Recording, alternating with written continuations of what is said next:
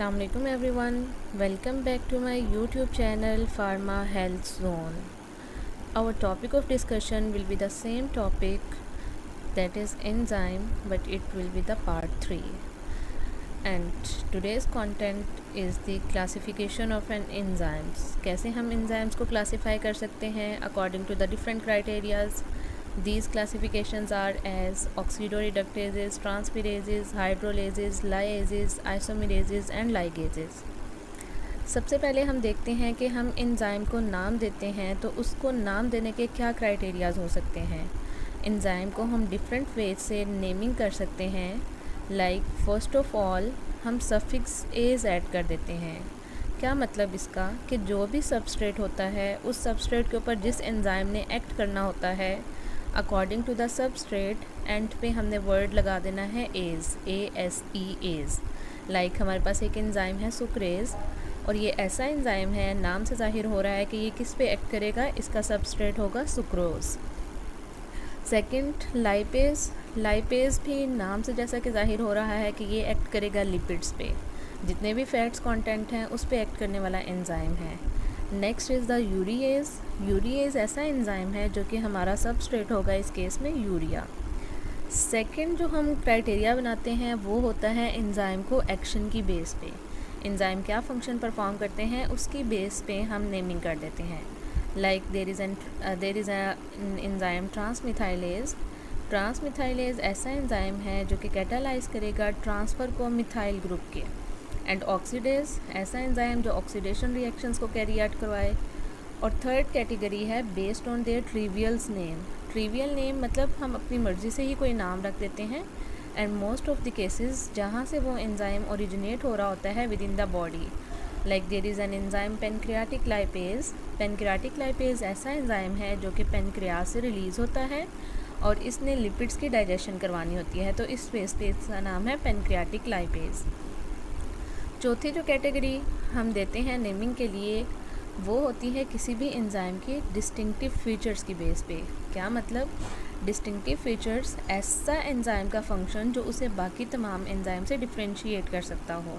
Like serine protease ऐसा enzyme है जिसके अंदर जो अमाइनो एसिड्स है वो सीरीन होगा और इस एंजाइम ने सिर्फ प्रोटीन की डाइजेशन करवानी होती है. इसका ना कार्बोहाइड्रेट की डाइजेशन से रोल है ना लिपिड से, neither with the nucleic acids. Next is the classification of enzyme.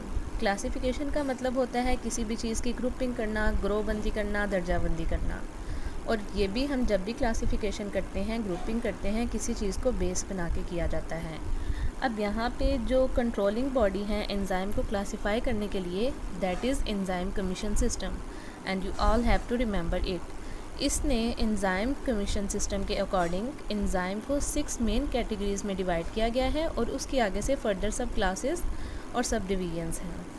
वही 6 क्लासेस जो हम ऑलरेडी डिस्कस कर चुके हैं. वन बाय वन हम इन सब की डिटेल देख लेते हैं. First is the oxidoreductases. जैसा कि नाम से भी जाहिर है ये 2 वर्ड्स का मजमूआ है, ऑक्सीडो एंड रिडक्टेजेस. ऐसा एंजाइम है जो कौन से रिएक्शंस को कैरी आउट करवाएगा, oxidation and reduction reactions enzyme. इस एंजाइम को हम रिडॉक्स एंजाइम भी कहते हैं. रिडॉक्स भी बेसिकली 2 वर्ड्स का मजमूआ है, red and ox. Red from the reduction and ox from the oxidation. Means जितने भी ऑक्सीडेशन रिडक्शन रिएक्शंस होंगे उनको कैटालाइज करवाने के लिए, उनको कैरी आउट करवाने के लिए जो एंजाइम रिस्पॉन्सिबल होगा दैट विल बी द ऑक्सीडोरिडक्टेजेस. इस एंजाइम को फर्दर सब डिवाइड किया गया है एज ऑक्सीडेज, डीहाइड्रोजिनेज, हाइड्रोपरऑक्सीडेजेज एंड ऑक्सीजनेजेस. सबसे पहले ऑक्सीडेज. ऑक्सीडेज नाम से ही जाहिर हो रहा है कि ऐसा एंजाइम होगा जो कि क्या कैरी आउट करवाएगा, ऑक्सीडेशन रिएक्शन को. ऑक्सीडेशन रिएक्शंस ऐसे रिएक्शंस होते हैं जिसके अंदर ऑक्सीजन एंटर हो रही होती है. हेयर इज़ एन एग्जाम्पल कि हम यूरिक एसिड को कैसे बनाते हैं. हाइपोजेंथीन एक मॉलिक्यूल है, उसके अंदर जब ऑक्सीजन ऐड होती है in the presence of an enzyme xanthine oxidase, ये कन्वर्ट हो जाता है जेंथीन में. जेंथीन में अगर फर्दर एक ऑक्सीजन का मॉलिक्यूल ऐड कर दिया जाए तो यही जेंथीन ऑक्सीजन की प्रेजेंस में कन्वर्ट हो जाती है यूरिक एसिड में, और एंजाइम जो रिस्पॉन्सिबल होगा that will be the xanthine oxidase. Second sub division is the dehydrogenase. Dehydrogenase ऐसा एंजाइम होगा जो रिडक्शन रिएक्शंस को कैरी आउट करवाएगा। रिडक्शन रिएक्शंस ऐसे रिएक्शंस हैं जो हाइड्रोजन को एंटर करवाते हैं और ऑक्सीजन को रिमूव करवाते हैं। हेयर इज़ एन एग्जाम्पल कि पायरोविक एसिड कैसे लैक्टिक एसिड में कन्वर्ट होता है in the presence of an enzyme lactic dehydrogenase. अब इस रिएक्शन में क्या है कि हाइड्रोजन एंटर होता है और ऑक्सीजन रिमूव होता है। Next two categories are hydroperoxidases and oxygenases. ये बेसिकली दो इंटरमीडिएट एंजाइम हैं ऑक्सीडेशन रिडक्शन रिएक्शंस के। Second main category according to the enzyme commission system is the transferases. As the name indicate, ये ऐसे enzyme होंगे जो किसी भी फंक्शनल ग्रुप को ट्रांसफ़र करवाने का, एक मॉलिक्यूल से दूसरे मॉलिक्यूल्स में ट्रांसफ़र करवाने का काम करेंगे। इसकी डेफिनेशन ही यही है कि ये एंजाइम किसी भी फंक्शनल ग्रुप को ट्रांसफ़र करते हैं। फंक्शनल ग्रुप में भी the phosphate group, amino group, acyl group, methyl group, एक मॉलिक्यूल से दूसरे मॉलिक्यूल की तरफ। इसकी भी फर्दर आगे से टाइप्स हैं ट्रांस एमाइनेजेस, फास्फोट्रांसफिरेजेस, ट्रांसमिथाइलेजेस, ट्रांसपेप्टाइडेजेस एंड ट्रांस एसाइलेजेस। हर एक के नाम से इंडिकेट हो रहा है कि इसने किस ग्रुप को ट्रांसफ़र करवाना है। Like if we take an example of transaminases, ये ऐसे एंजाइम होंगे जो कैटालाइज करेंगे अमाइनो ग्रुप के ट्रांसफ़र को। फास्फोट्रांसफिरेजेस, ये कैटालाइज करेंगे फॉस्फेट ग्रुप के ट्रांसफ़र को। ट्रांसमिथाइलेजेस कैटालाइज करेंगे मिथाइल ग्रुप के ट्रांसफ़र को। और ट्रांसपेप्टाइडेजेस ने जितने भी न्यूक्लियोफिलिक कार्बोनाइल सब्स्टिट्यूशन रिएक्शंस हैं उनको कैटालाइज करवाता है। ट्रांस एसाइलेजेस में ट्रांसफ़र होता है एसाइल ग्रुप का। Third type of an enzyme is the hydrolases. Hydrolases ऐसे एंजाइम हैं जो कि कैटालाइज करवाते हैं हाइड्रोलिसिस को। हाइड्रोलिसिस दो वर्ड्स का मजमुआ है, हाइड्रो एंड लाइसिस। हाइड्रो का वर्ड यूज़ होता है वाटर के लिए and lysis means break down. Means ऐसा कोई रिएक्शन जिसकी ब्रेक डाउन होनी हो in the presence of water is known as the hydrolytic reaction और हाइड्रोलिसिस। इसमें जो हम वाटर ऐड करते हैं वो फौरी तौर पे डीकम्पोज हो जाती है और फंक्शनल ग्रुप जो होता है सबस्ट्रेट का वो वाटर को ट्रांसफ़र हो जाता है। इस तरह से न्यू कंपाउंड, न्यू प्रोडक्ट जो है वो हमें अचीव हो जाता है। हाइड्रोलेजेस के भी सब ग्रुप्स हैं further, proteases, carbohydrases, lipid hydrolyzing enzyme, deaminases and डीअमाइडेजेस।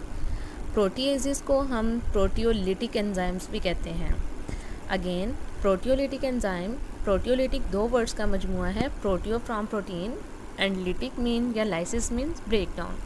Proteins को तोड़ना और छोटे छोटे मॉलिक्यूल्स में कन्वर्ट करा देना। मीन्स प्रोटीन अगर टूटेगी तो वो छोटे छोटे मॉलिक्यूल अमाइनो एसिड में टूटेगी। कार्बोहाइड्रेजेस लार्जर मॉलिक्यूल्स को, फॉर एग्जांपल डाइसेक्राइड्स और पॉलीसेक्राइड्स को मोनोसेक्राइड्स में कन्वर्ट कराने का अमल। एंड लिपिड हाइड्रोलाइजिंग एंजाइम्स ऐसे एंजाइम्स हैं जो फैट्स के ऊपर एक्ट करेंगे और इससे फ्री फैटी एसिड्स में कन्वर्ट करवाने का काम करते हैं। Deaminases and deamidases carry out the same functions. Next category is the lyases enzyme. ये एंजाइम कैटालाइज करते हैं कुछ फंक्शनल ग्रुप्स को लाइक अमोनिया, वाटर और कार्बन डाइऑक्साइड को सबस्ट्रेट में और चेंजेस लेके आते हैं उनके प्रोडक्ट में। Here is an explanation. अगर हम इन मॉलिक्यूल को, इन फंक्शनल ग्रुप को लाइएज एंजाइम की प्रेजेंस में अपने रिएक्शन में इंट्रोड्यूस करवाएं तो क्या चेंजेस आएंगी। अगर हम अमोनिया, कार्बन डाइऑक्साइड और वाटर को ऐड करवा रहे हैं तो उस केस में हमारा जो सबस्ट्रेट है वो डबल बॉन्डेड होगा और after the addition of these group जो प्रोडक्ट अचीव होगा वो हमेशा सिंगल बॉन्डेड होगा। While on the opposite side अगर इन्हीं मॉलिक्यूल की, इन्हीं फंक्शनल ग्रुप को डिलीट करवा दिया जाए, रिमूव करवा दिया जाए तो उस केस में जो हमारा सबस्ट्रेट है वो डबल बॉन्डेड होगा और after the removal of these molecules जो हमें प्रोडक्ट अचीव होगा वो हमेशा डबल बॉन्डेड होगा। यहाँ पे एक एग्जांपल हम देख लेते हैं। जैसा कि हमने बात की, here fumaric acid is the substrate. इसके अंदर चूँकि एडिशन रिएक्शन हो रहा है, वाटर को हम ऐड कर रहे हैं, इस केस में हमारा सबस्ट्रेट डबल बॉन्डेड है, लेकिन after addition in the presence of an enzyme fumarase ये कन्वर्ट हो रहा है मैलिक एसिड में। और malic acid you can see there is no double bond, it's a single bonded structure.